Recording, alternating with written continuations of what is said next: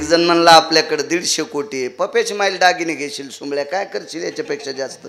एक जण म्हणला आपल्याकडे 500 कोटी आहे, विलक्षणला उभं राहून सगळे उडीशील, दुसरं काय करशील. आणि तू या 500 आणि 1000 कोटीला पंढरपुरातला वेडा होतोय. तुला किती द्यायचे तर तुला कोण्या दिवशी भिकारी करायचं हे त्याच्या बायकोच्या हातात आहे. तिचं नाव लक्ष्मी आहे आणि लक्ष्मीचा पती फक्त संतांकरता वेडा झालाय.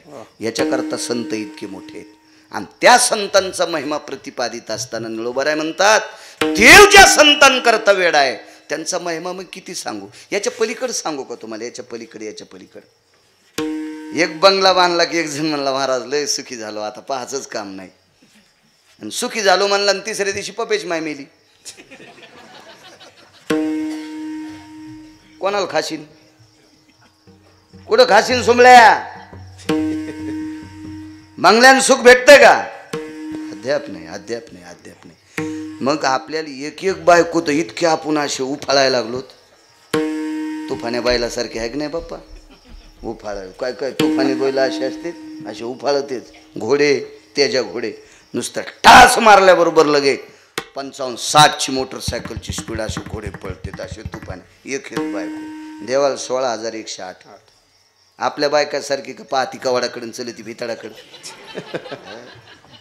16,108 पत्न्या, त्याच्यापैकी लक्ष्मी दादा एक. आणि नुसती पैशाची मालकी नाही म्हणून लक्ष्मी नाही म्हणायची. पाय धुवावयाच्या दैवा पात्र झाली अभिमान सांडोनी पांडवा.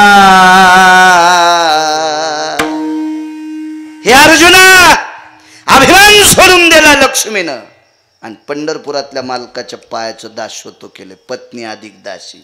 आपल्या नुसत्या बायका आहेत, दासी नाही. ज्याचं लग्न झाले त्याने एकच म्हणायचं, ए दासी जेवायला वाढ, ए दासी आंघोळीला पाणी टाक. आणि मग काय म्हणते पपेची माहिती गिरगावच्या बाळूल फोनवर सांगा. आपल्या मेन कापड्या म्हणते त्यांना दासी नाही, लक्ष्मी ज्याची दासी आहे. काय सुख असेल महाराज, काय सुख असेल. याच्या पलीकडे सांगू का, आपल्या बायका सासरवाडीतून आणत्याल काय. मग पण लग्न झालेलं, मी काय संन्याशी नाही, ब्रह्मचारी बी नाही. आणि संन्याशानं ब्रह्मचार्याने इतकं इच केल्यावर त्याला म्हणायचं टचक्या तुला काय माहिती आहे, तुला इतकं काय माहिती, तुला इतकं माहिती म्हणजे कसं काय माहिती आहे का नाही. संसारिक आहे मी, भरलेला माणूस आहे, बोचकारलेला माणूस आहे. मी सांगू शकतो काय काय गोष्टी संसारातल्या. बायको आणील काय काय, लय काय झालं तर हुंडा आणला असेल, पद्धत तर नाही हुंडा द्यायची पण द्यावं लागते, परंपरा आहे, देतात लोक वरदक्षिणा. काय काय आणीत असेल. काही काय बायका नवऱ्याचेच पैसे नेऊन भावाचं नाव करून दागिने करून येतात. 4 जणी पटपण उभ्या राहा तुम्ही, 4 जणी मला टकटक दिसायला. तुम्ही नवऱ्याचे पैसे चोरीतात आणि भावाचं नाव करून दागिने. उभ्या राहा 4 जणी. तुम्ही तुमच्या मागच्या पण दोघी, माग बघायचंच नाही. मरायची एखादी राहू द्या, एवढ्या वेळेस माफ करतो. विठाला विठाला. काय आणू शकणार आहेत महाराज.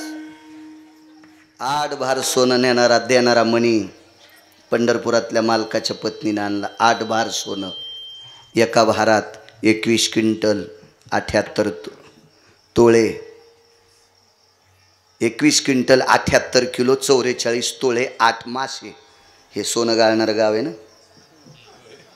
हे परिसर सोनं गाळी तू बाप्पा, सोनं गाळी तू. 21 क्विंटल 78 किलो 44 तोळे 8 मासे सगळ्याचं. तर एका भाराचं 26,666 तोळे 8 मासे, 26,666 तोळे 8 मासे. एक भार गुणिले 8, 21 क्विंटल 78 किलो 44 तोळे. 22.5 क्विंटल सोनं देणारा मणी बायकोनं आणला देवाच्या. तिचं नाव सत्यभामा, सासऱ्याचं नाव सत्रजित नावाचा राजा, चुलत सासऱ्याचं नाव प्रसेन. यायला दोघायला मारणारा कृतवर्म्या. बस झाली कितकीची यादी. सगळ्या गोळ्या एक खट्या घेतल्यावर ॲक्शन येत असते. विठाला विठाला विठाला.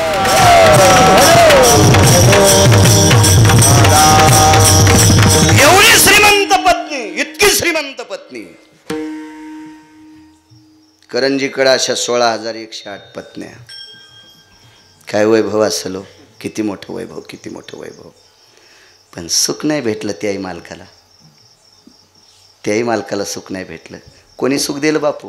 संतांचे सुख झाले देवा, संतांचे सुख झाले देवा. मनवोनी सेवा करी त्यांची, करी त्यांची मनवोनी सेवा करी त्यांची. झाले देवा, संतांचे सुख झाले देवा. देवा मनवोनी सेवा करी त्यांची, मनवोनी सेवा. राजो काय वैभव आहे माझ्या मालकांचं. तरी पण सुख जर कोणी दिलं असेल तर संतांनी दिले. संताचे सुख झाले या देवा, मनवोनी सेवा करी त्यांची. देवाला सुख संतांनी दिले. मग देवाला सुख द्यायची ताकद आहे, त्यांचा काय महिमा सांगा महाराज. शहाणी माणसं पुढच्याचं फुकट खात नाहीत. देवाने विचार केला संतांचं फुकट नकोय, म्हणून दत्त चोपदारी करीत असे, दत्त चोपदारी करीत असे, दत्त चोपदारी करीत असे. देवामध्ये देवा राबे त्यांचे घरी, देवामध्ये देवा राबे त्यांचे घरी. दत्त चोपदारी करीत असे,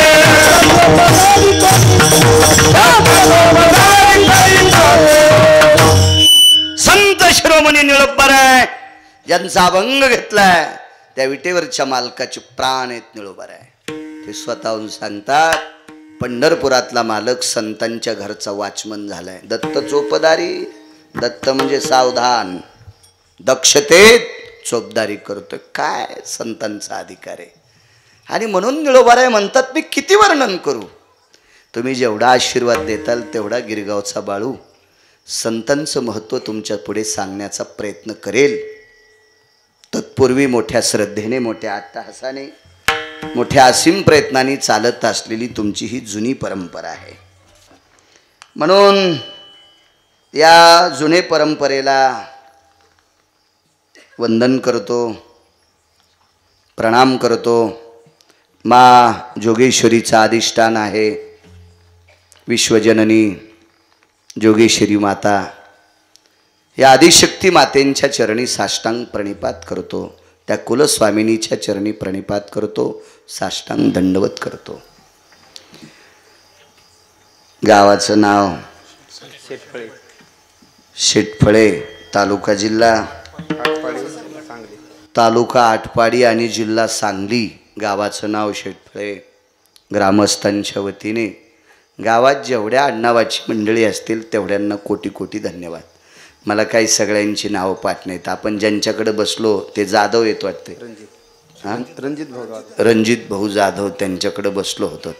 बाकीचे अध्यक्ष वगैरे सगळी काही भेटायला आली पण नावं पाठ नाहीत. आणि नाव पाठ करून मला काय तुमची ग्रामपंचायत लढवायची नाही. 2 तास कीर्तन करायचं, चला पुढच्या पुढं बोललं नका बोललं तुम्हाला 30 गाव पाठ्याल 36 गाव, मी काय मागं लागे बी नाही. म्हणून गावात कोणालाच राग येऊ नये याच्याकरता जेवढ्या आडनावाची मंडळी असतील तेवढ्यांना कोटी कोटी धन्यवाद.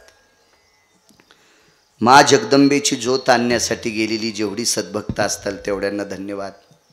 इथं सुद्धा सप्ताहासाठी जे काही काम वाट्याला आलं असेल, कोणाकडे मंडप असेल, कोणाला चतरंजी टाकायचं असेल, काय कोणाकडे साऊंड सिस्टीम असेल, काय नाना प्रकारचं प्रसादाचं काम असेल, त्या सगळ्या सद्भक्तांना मा जोगेश्वरीची कृपा व्हावी अशी तिच्या चरणी प्रार्थना करतो. गावातल्या पुनश्च एकदा सर्व जनतेला, पंचकृषीतून आलेल्या सर्व श्रोते जनार्दनांना मी वक्ता या नात्यानं, वारकरी संप्रदायातला वक्ता या नात्याने प्रणाम करतो. आणि माझ्या अभंगावर येतो. राहिला प्रश्न, मला विचारलं होतं बसून कीर्तन का करता. 4 फेब्रुवारी 2019ला माझा अपघात झाला. बॉईलजनला क्रॅक आहे.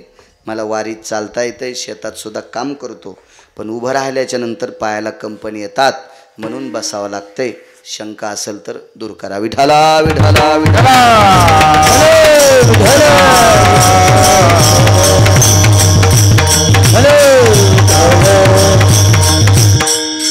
दुसऱ्या राज्यातून दुसऱ्या देशातून जगदंबेला ज्योत आणण्याचा उपक्रम आहे. चांगली गोष्ट आहे. या मातीमध्ये सरस्वतीचा सुगंध आहे.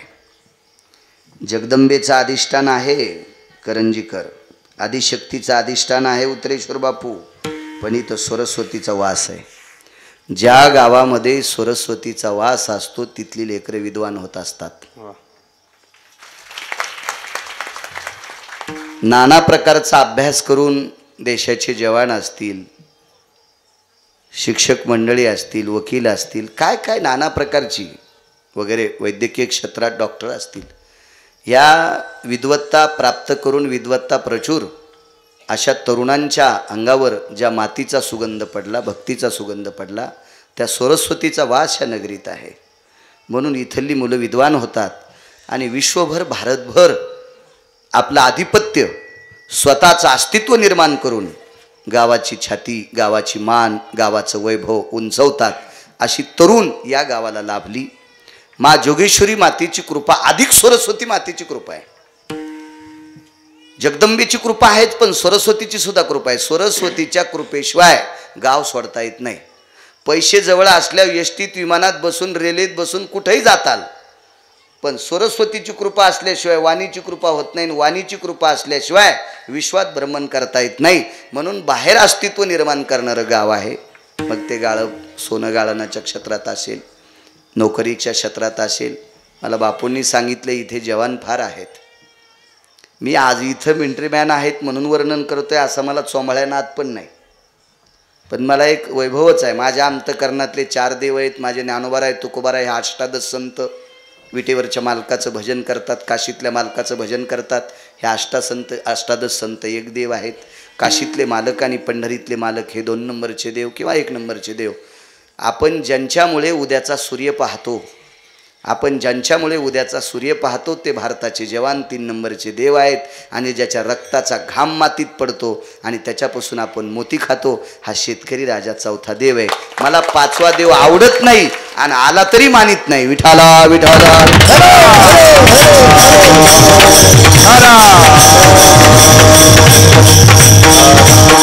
सर्वांना धन्यवाद.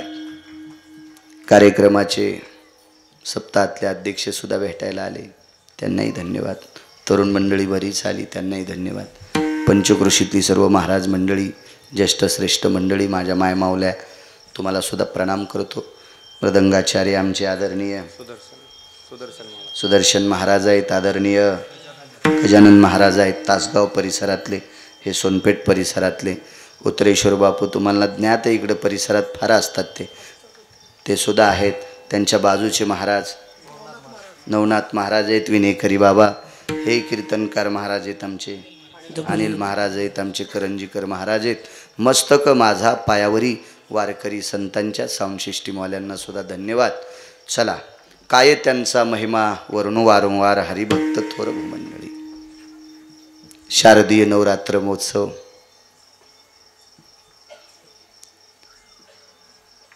उदो नारी शक्तीचा, गजर नारी शक्तीचा, सन्मान नारी शक्तीचा हा शारदीय नवरात्र महोत्सव आहे.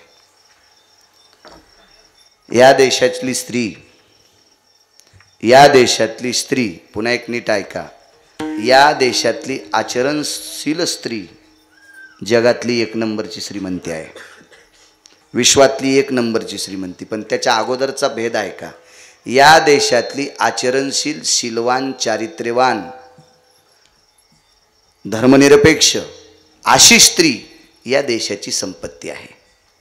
हे तुम्ही नवरात्रीत उत्सव करता म्हणून मला आमंत्रित केले म्हणून गावकऱ्यांना चोंबाळतो, हे डोक्यातलं काढून टाका.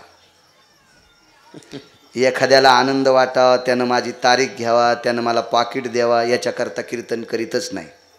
माझं कसं जगवायचं आणि मला कसं ठेवायचं हे पंढरपुरातल्याच्या हातात आहे. तुम्हाला चोंभाळल्यावर माझं भलं बी होणार नाही आणि माझं वाईटही होणार नाही. तो ठरविल. म्हणून वारकरी संप्रदायातल्या कीर्तनकारांनी लोकाला आनंद वाटेल असं कीर्तन करायचंच नाही, देवाला आनंद वाटेल असं कीर्तन केलं पाहिजे. विठाला विठाला.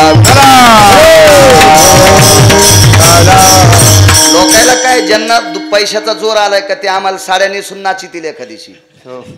कारण 2% लोकांकडे इतके पैसे चुकीचे आलेत की त्यांना प्रसिद्धीसाठी असं वाटतं महाराज कीर्तन झकास करा, तुझ्या बायकोची साडी नेसून नाचवतो बॉम्बल्या. कीर्तन हा झकास विषय असतो का? कीर्तन हा बोधावर आरूढ विषय असतो. आणि याच्या व्यतिरिक्त जर कोणाला कीर्तन आवडत असेल तर असं समजायचं आपल्या संप्रदायाला कलंक लावण्यासाठी हरामखोर आपल्यात आलाय. विठाला विठाला विठाला.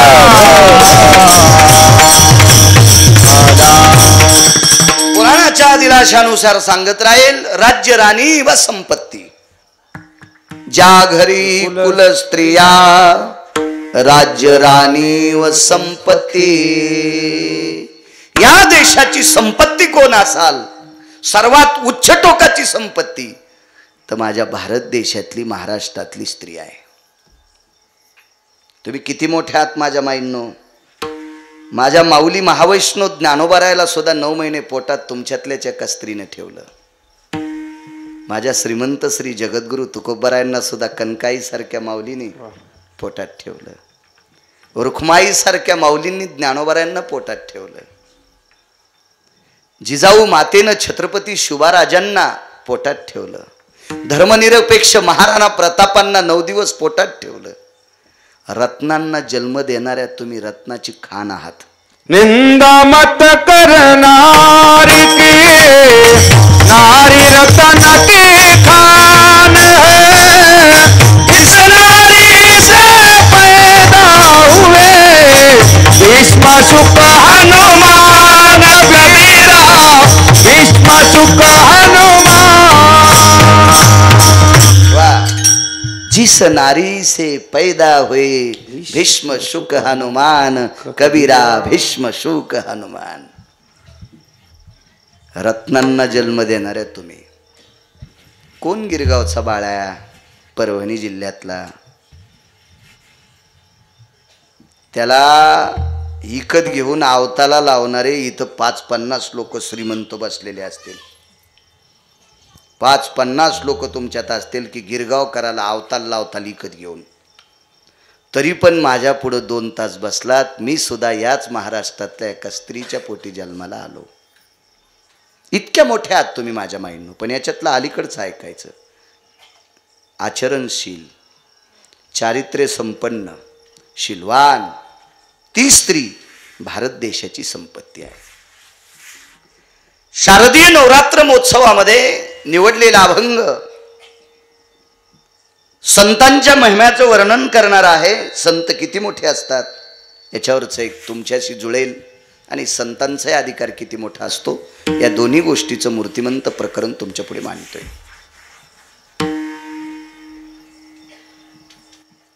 किती अधिकारी आहात तुम्ही. नवरात्री म्हणजे नुसता उपवास धरण्यापुरता नसती. 9 दिवस साबुदाणा खाती, भगर खाती, वरई म्हणते वाटते, वरई खाती, वरईचा भात खाय, साबुदाणा खाय, चप्पल घालीत नाही, बाजाव बसत नाही, पलंगावर बसत नाही. खूप लोकांचे उपवास असतात ना. काही काही माणसं पण 9 दिवस उपवास धर. भंगिरी आहे हो. देवीच्या गोळ्या नाही संपल्या ना आलाय कांनो. हे 10 दिवस नाटक केल्याने देव पावत असती का. जीवनभर चांगलं वागायचं त्याला जगदंबेची कृपा होती. असे तर लय गंगातल्या नावेतले चाटू फिरायलेत. विठाला